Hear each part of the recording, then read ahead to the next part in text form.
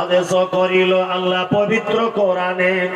আর বিবাহ করিতে যত আদম সন্তানের, কোরআনে আদেশে আল্লাহ যদি না করিত মানুষের বংশ সব ধ্বংস হয়ে যেত। কিন্তু গায়ে বর্তমানে হতেছে এমন, বেটির বিয়েতে বেটার বাপ নিচ্ছে কত পণ।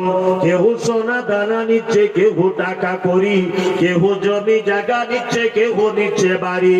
আবার কত বাপজি বলে নিব না গোপন। আর বেটা বেটি সাজিয়ে দিকে বিয়াই আপন।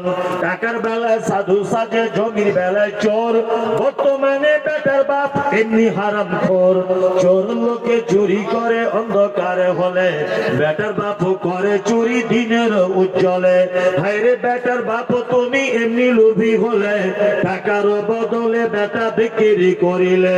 কুশমন্দির ঘাটে শনি বিক্রি হয় পাঠা, পাঠার মতো বিক্রি করো তোমরা নিজের বেটা।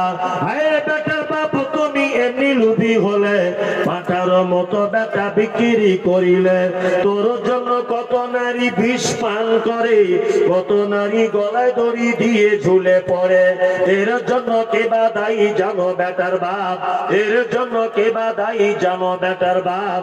শত শত বেটির বাপরা দিচ্ছে অভিশাপ।